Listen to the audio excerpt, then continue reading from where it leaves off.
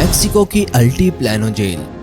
दोस्तों ये वो जेल है जिसका हर कोना higher tech security system, surveillance cameras, motion detector और सुपर एक्टिव गार्ड से घिरा हुआ है, जो कैदियों की हर छोटी से छोटी चीजों पर नजर रखते हैं। हर कैदी के साथ कम से कम 2 गार्ड जरूर होते हैं।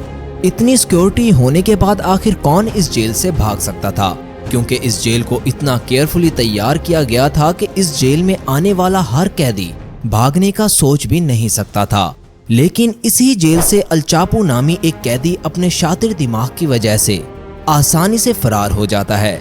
दोस्तों ये एक ऐसा क्रिमिनल था जो अपने ड्रग्स के बिजनेस और शातिर प्लानिंग की वजह से जाना जाता था। कौन था ये अल चापो और कैसे मेक्सिको का मोस्ट वांटेड ड्रग डीलर और पावरफुल क्रिमिनल पुलिस के हाथ लगा, और फिर कैसे वो इतनी आसानी से इस जेल से भागने में कामयाब हो गया, आइए जानने की कोशिश करते हैं इस वीडियो में।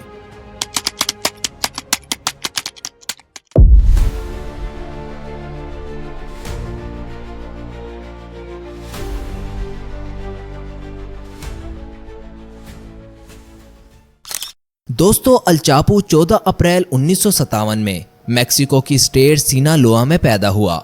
अल चापो का बचपन गुर्बत और वायलेंस से भरा हुआ था, क्योंकि उसका बाप एक वायलेंट और अल्कोहलिक शख्स था जो अपने बच्चों और बीवी को मारता था। इस गुर्बत के साए में पला बढ़ा अल चापो जल्द ही अपनी जिंदगी को क्राइम और ड्रग कैफिंग के लिए कुर्बान कर देता है।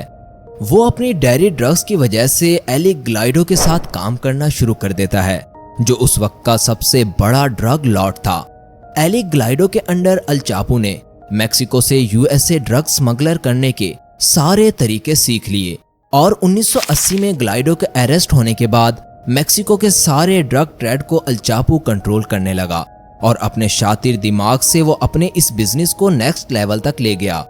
पुलिस से बचने के लिए अल चापो ने अंडरग्राउंड टनल्स बनाए, और इसने सबमरीन्स और अपने प्राइवेट जेट का यूज करके ड्रग्स को यूएसए और यूरोप तक पहुंचाना शुरू कर दिया। दोस्तों चापो अपनी स्मगलिंग टेक्निक से अपने इस बिजनेस को इंटरनेशनल लेवल तक ले गया, जिसके बाद अल चापो का शुमार दुनिया के बड़े पावरफुल ड्रग डीलर में होने लगा। जिसके बाद देखते ही देखते अल चापो अमेरिका और मेक्सिको की एजेंसी और पुलिस की नजरों में मोस्ट वांटेड क्रिमिनल बन गया। पुलिस हर मुमकिन कोशिश करती है अल चापो को गिरफ्तार करने की, और काफी कोशिश के बाद उसको 9 जून 1993 में अरेस्ट भी कर लेती है, जिसके बाद उस पर बहुत से सीरियस चार्जेस लगाए गए। फिर चापो को पेंटा ग्रैंड जेल में भेज दिया जाता है, जो अपने हाई सिक्योरिटी की वजह से मशहूर थी।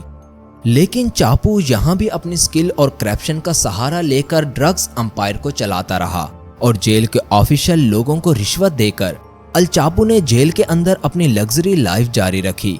उसने जेल के स्टाफ को पूरी तरह अपने कंट्रोल में कर लिया, क्योंकि उसके दिमाग में अनइमेजिकली प्लान था। उसने फैसला किया कि वो लॉन्ड्री गार्ड के जरिए जेल से भाग निकलेगा। दोस्तों 19 जनवरी 1997 का दिन था जब लॉन्ड्री गार्ड जेल के अंदर आया। फिर चापो ने करप्ट गार्ड से मदद मांगी और जेल का सेल खुलवाया, और बिना किसी को बताए वो लॉन्ड्री बॉक्स में बैठ गया। हर कदम पर उसकी दिल की धड़कनें तेज हो रही थीं। Laundry box Aahista Aahista jail के कॉरिडोर से गुजर रहा था।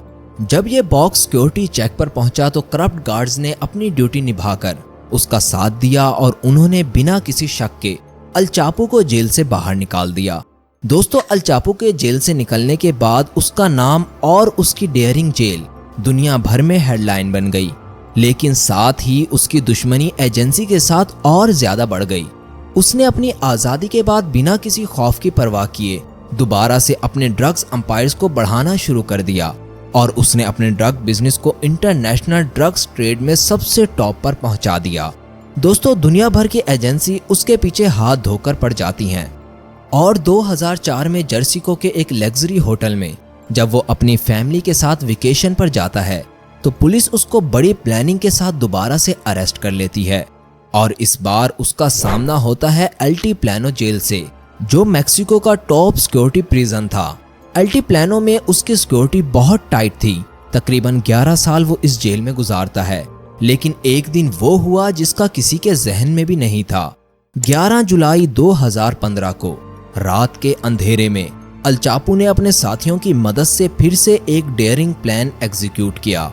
उसने जेल के नीचे से तकरीबन 2 किलोमीटर लंबा टनल खुदवाने का काम शुरू करवाया, जो जेल से सीधा निकलकर उसके फार्म हाउस तक पहुंचता था। टनल को खोदने का ये काम तकरीबन 6 महीनों तक चलता रहा और आखिरकार इतनी मेहनत करने के बाद वो टनल खोदने का काम मुकम्मल कर लेते हैं। जिसके बाद अल चापो नहाने के बहाने बाथरूम जाता है, क्योंकि वही एक जगह थी जहां से वो टनल में घुस सकता था, क्योंकि उसके अलावा तो हर जगह कैमरास और गार्ड की उस पर सख्त नजर थी। जिसके बाद वो टनल में उतरता है, जहां उसकी आजादी के लिए एक मोटरसाइकिल इंतजार कर रही थी, जिस पर बैठकर वो अपने फार्म हाउस तक पहुंच जाता है। इसी के साथ अल चापो अपने शातिर दिमाग से दुनिया की सबसे सिक्योर जेल से भी भाग निकलता है और दोबारा से वो दुनिया भर की एजेंसी को धोखा देकर अपना ड्रग्स का कारोबार शुरू कर देता है।